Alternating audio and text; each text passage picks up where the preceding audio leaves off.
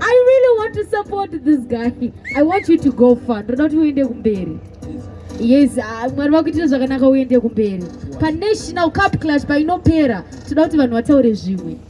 Yes, of course, big up to Prophet Kuda Kwashe Joseph achiti say no to Guka Tabuka and say yes to Jesus. Anyways, Chibaba, what's your name? Unobuda nechepapi? Rekuberi kwa Gunz most of but rangu remanyemwe kana kuti remangoma Gunz most TV landi chibuda ndi pazikopa chitubeza. Ayo ngati mama boys.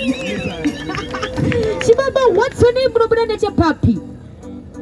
Lava P ndobuda necheparua pa East View.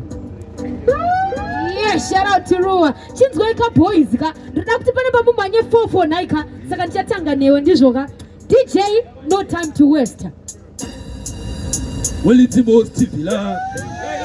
Negati bo ayibira. Oyo. Izwa. Go pick up Chipaz Promotions.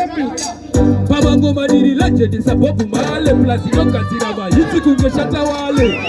Una yitu nekona ngale baje kuno kundoguro wa shotire pangale. Baba kupitano. Welcome to Harare. Kuma ndiko kunana Emmanuel Wedare. Plus kuna na machezo emakitare. Baba plus ya magonjwa iri mu Harare.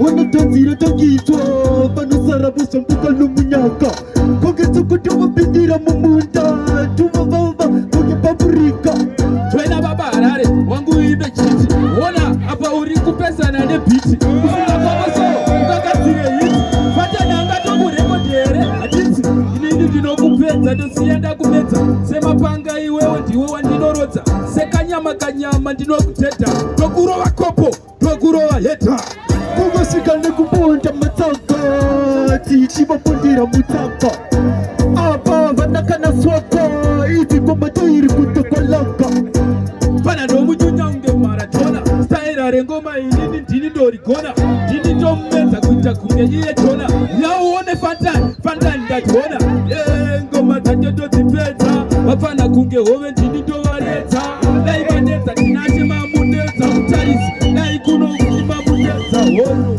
Mari kutishiri inosopa Wafushiro